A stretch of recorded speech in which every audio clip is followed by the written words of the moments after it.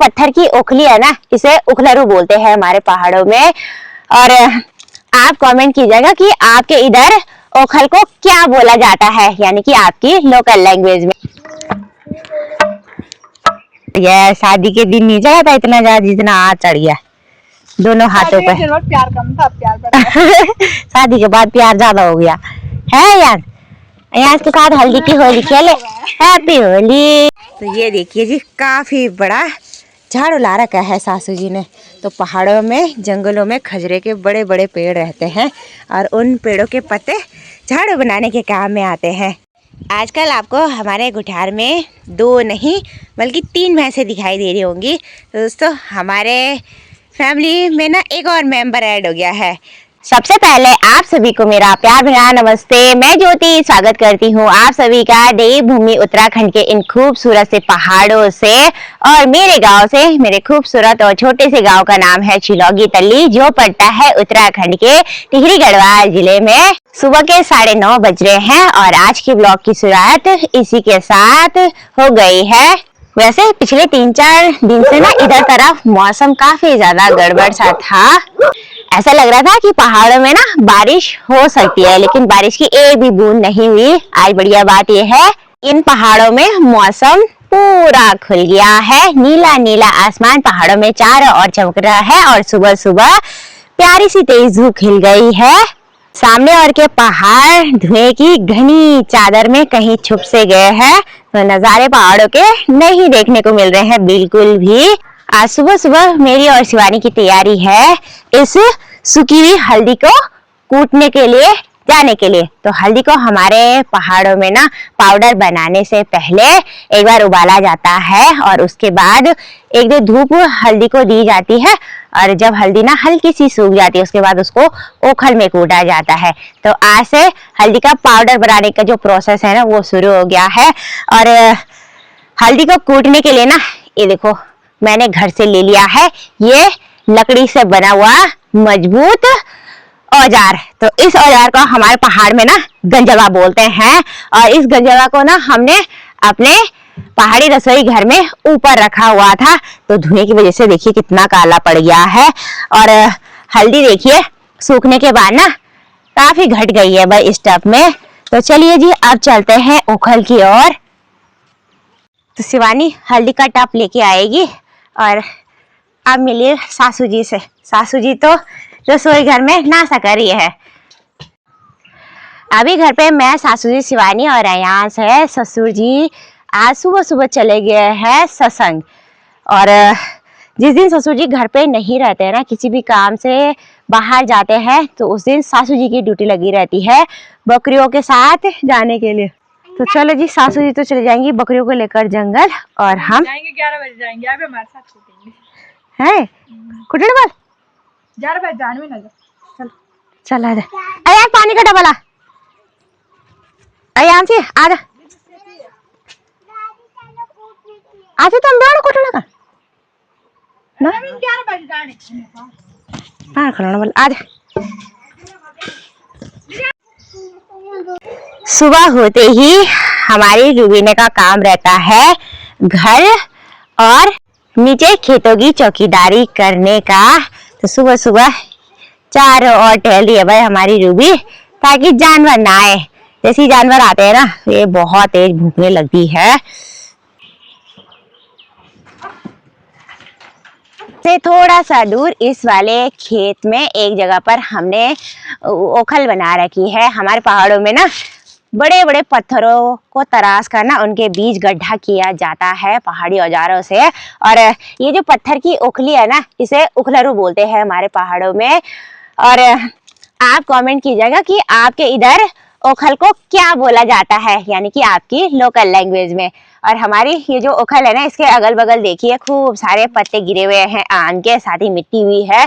तो पहले इस कबाड़े को साफ कर लेते हैं भाई, उसी के बाद हम हल्दी की कुटाई करेंगे। बाकी यहाँ पर ये बड़ा सा आम का पेड़ है और इस पेड़ से ना इतनी बड़ी टहनी भी काट रखी है, तो इस टहनी को भी हटाना पड़ेगा। और ये टहनी इतनी भारी होगी ना उठाने में कि मैं ऐसी बात तो बिल्कुल भी नहीं उठा पाएंगे भाई।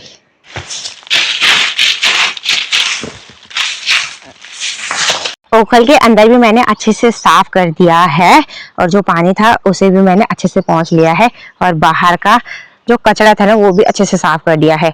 सामने पे ये आम के पेड़ की टहनी है, काफी भारी टहनी है, तो हम लोग ना इस टहनी को बिल्कुल भी नहीं छेड़ रहे भाई। और ये टहनी इस आम के बड़े से पेड़ से काट रखी है, तो इसको हम बिल्कुल नहीं छेड़ेंगे। बाकी यहाँ पे आम का पेड़ तो है ही, इसी के साथ अमरूद का पेड़ भी है। मेरे ससुराल गरम घाटी में है, तो यहाँ पर गर्मियों के सीजन में होने वाले जो फल रहते हैं ना, जैसे आम, अमरूद और साथ ही लीची जैसे फल होते हैं जो कि खाने में बहुत टेस्टी लगते हैं। और सीजन के टाइम पे तो यहाँ पर इतने आम होते हैं ना कि हम लोग खा ही नहीं पाते। सुबह सुबह हमारे गांव के वातावरण में सिर्फ चिड़ियों का ही शोर सुनाई दे रहा है।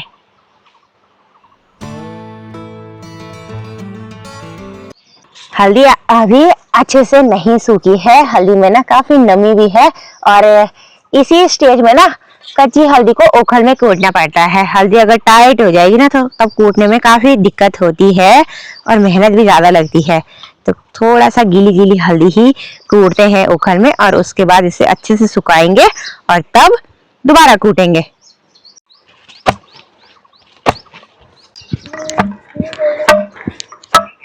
बकरिया सासू जी ने जल्दी खोल दी है भाई, 10 बजे के आसपास।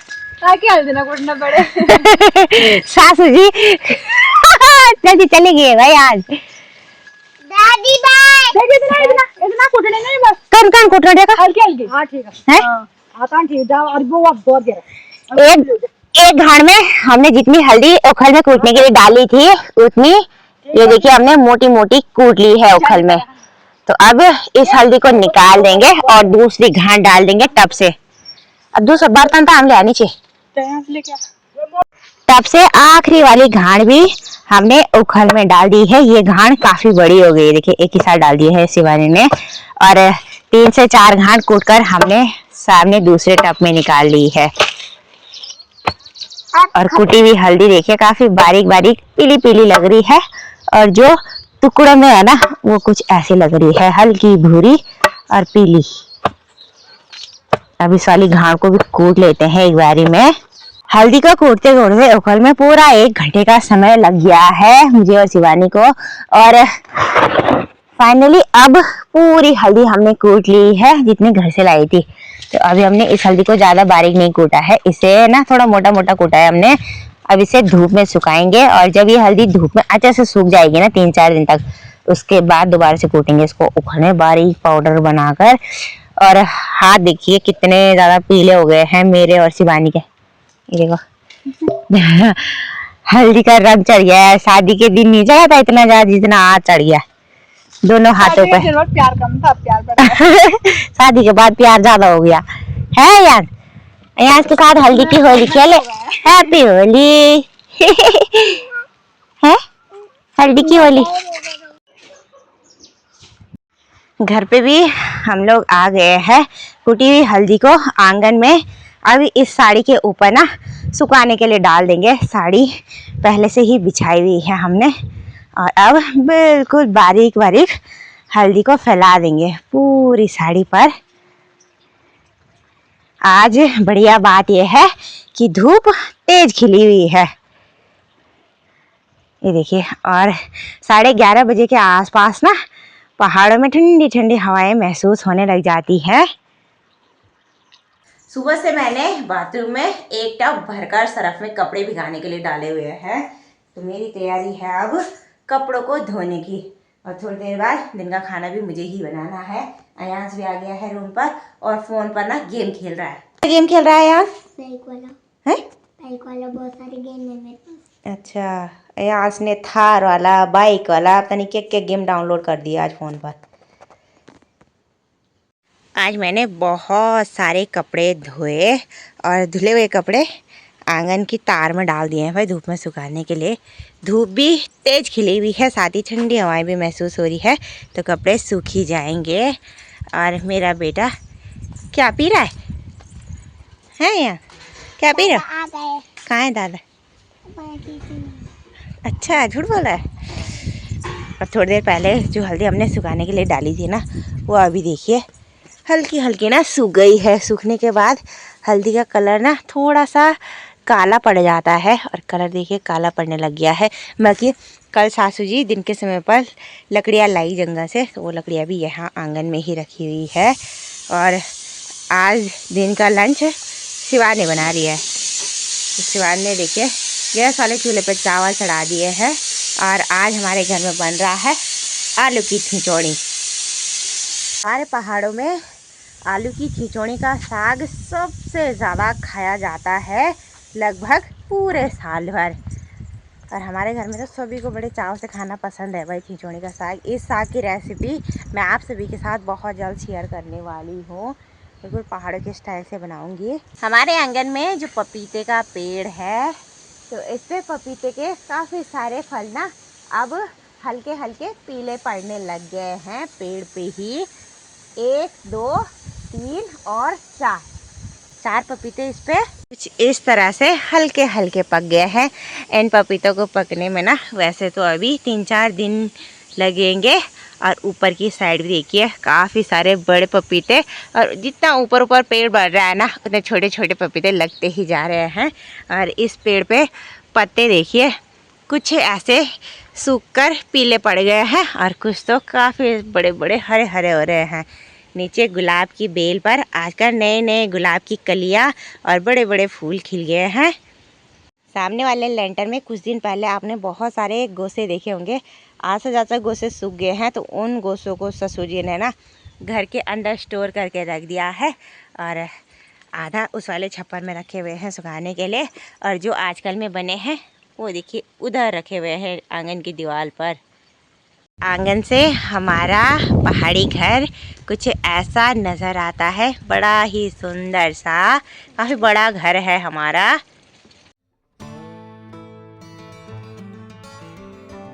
अभी खाना खाने का टाइम हो गया है। शिवानी ने खाना बनाकर तैयार कर दिया है सभी के लिए। सासू जी तो शाम को ही आएंगी 4 से 5 बजे के आसपास, और ससुर जी भी 3 बजे तक आएंगे बोला। तो भाई इतनी लेट तक तो हम लोग इंतज़ार नहीं कर सकते, तो हम खाना बनाने लग गए हैं। पहाड़ी स्पेशल लंच में शिवानी ने बनाया है आलू की खिचौड़ी प्योर पहाड़ी स्टाइल से, और साथ ही चावल बने हैं। और इस छोटी सी कटोरी में है धनिया और लहसुन के हरे पत्तों की चटनी। तो चलो जी, शिवानी ने मेरे लिए लंच की थाली परोस दी है। सबसे पहले अयास तो खा नहीं रहा, पता नहीं क्या शैतानी कर रहा है वहाँ चूल्हे पे खाने। कह रहा चाय बनाओ, इतने दिन में गर्मी हो रही है और इसको चाय पीनी है यहाँ खाना नहीं खा रहा।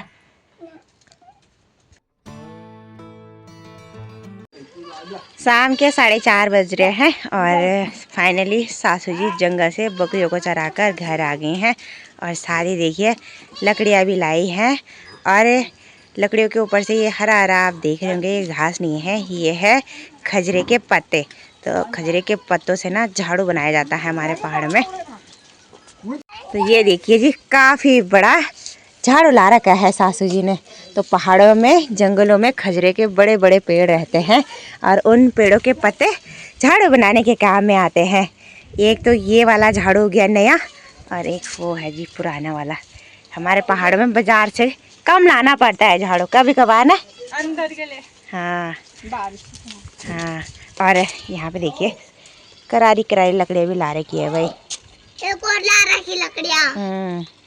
और शाम के समय पर आज तूफानी तेज हवाएं महसूस हो रही है। ससुर जी भी थोड़ी देर पहले आ गए थे सत्संग से घर, और हल्दी सूखने के बाद देखिए कितनी ज़्यादा घट गई है। और अभी इस हल्दी में थोड़ा बहुत नमी और है, 2-4 धूप और देनी पड़ेगी इस हल्दी को अच्छी तरह सुखाने के लिए। आजकल आपको हमारे गुठार में 2 नहीं बल्कि 3 भैंसें दिखाई दे रही होंगी। तो दोस्तों हमारे फैमिली में ना एक और मेंबर ऐड हो गया है। आज से 4 दिन पहले हमारी भैंस की लड़की हो गई है, और 4 दिन में ही देखिए ये ना उठने भी लग गई है, और बिल्कुल काली काली हो रखी है भाई अपनी माँ की तरह। ये देखो अब हमारे पास फिर से 3 भैंसें हो गई है। सासू जी अभी शाम के समय पर लंच कर रहे हैं भाई। जब बकरियों में जाते हैं ना तो दिन भर भूखा रहना पड़ता है, और घर आने के बाद ही खाना नसीब होता है भाई। शिवानी जा रही है अब ठीक सामने के खेतों में भीमल वाली घास निकालने के लिए। 5 बजे के आसपास हमारे गांव से पूरी तरह धूप चली जाती है और अभी सामने के पहाड़ों पे हल्की हल्की धूप रह गई है और पार साइड के पहाड़ अभी शाम के टाइम पे बिल्कुल क्लियर नज़र आ रहे हैं।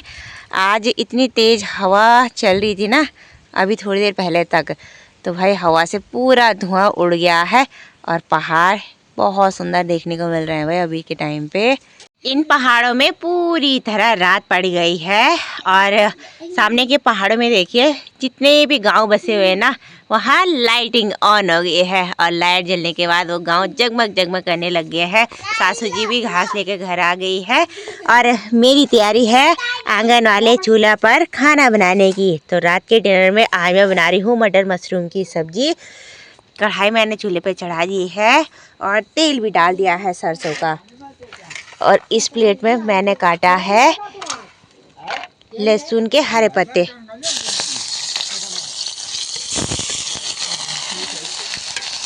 गांव में दिन भर इतना ज़्यादा कामकाज होता है सभी के लिए करने के लिए कि थकान इतनी ज़्यादा हो जाती है कि दिन भर की थकान के बाद खाना हम लोग को थोड़ा जल्दी चाहिए होता है रात का, और खाना खाने के बाद हम लोग तुरंत आराम करने के लिए निकल जाते हैं। तो अभी के टाइम पे हमने डिनर भी कर लिया है। तो चलिए दोस्तों आज की वीडियो को अब यहीं पे एंड करते हैं। आई होप कि आपको वीडियो पसंद आई होगी। अगर थोड़ी सी पसंद आए तो लाइक शेयर कमेंट जरूर कीजिएगा। चैनल वीडियो पे नए हैं तो चैनल को जरूर सपोर्ट एंड सब्सक्राइब करें। मिलते हैं नेक्स्ट प्यारी सी वीडियो के साथ, तब तक के लिए बाय बाय। जय देवभूमि उत्तराखंड, जय हिंद, जय भारत, जय पहाड़, वंदे मातरम।